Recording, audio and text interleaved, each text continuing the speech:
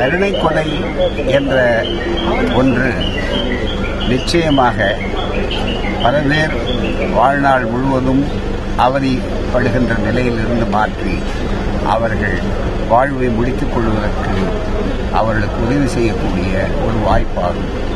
மனிதநேய அடிப்படையில் அதனை ஆதரிக்க வேண்டும். அதற்கு சட்ட ரீதியான ஒரு பாதுகாப்பு தேவை. முதலாக டிட்ராய்ட்டில், அதாவது அமெரிக்காவில் ஒரு டாக்டர் இதை சிறப்பாக செய்து அவர் தண்டனை அனுபவித்தார். ஆனாலும் அவர் அந்த கருத்தை மாற்றிக்கொள்ளவில்லை.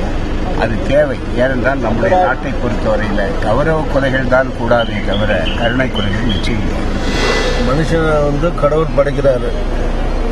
கடவுளுக்கு தான் அந்த உரிமை இருக்கே தவிர மனுஷனை கொல்றதுக்கு உரிமை கொடுக்கறதுக்கோ மனுஷனை கொல்றதுக்கோ மனிதர்களுக்கு உரிமை இல்லைன்னு தனிப்பட்ட முறையில் நான் நினைக்கிறேன். கடவுள் நம்பிக்கை உள்ள மனுஷங்கிற முறையில் அது மாதிரி அவர் ஒரு குடும்பத்தால கைவிடப்படுகிற அல்லது முடியாமல் இருக்கிற ஒரு சூழ்நிலையில அது மாதிரி பேஷண்ட்ஸ் எத்தனை கோடி வருவாங்க, சில ஆயிரம் கூட வருவ மாட்டாங்க. இந்தியா பூரா தேடினீங்கன்னா அவங்களெல்லாம் மாநில அரசாங்கமும் மத்திய அரசாங்கமும் எடுத்து அரசு மருத்துவமனைகளில் வச்சு அவங்க உயிரோடு இருக்க வரைக்கும் அதுக்கு அரசாங்கம் செலவு பண்ணட்டும். அதுல என்ன தப்பு இருக்கு? தனிப்பட்ட ஒரு குடும்பம் அவருடைய பிள்ளைகள் பேரம் பேத்திகள் வேணா அந்த சுமையை தாங்க முடியாம இருக்கலாம்.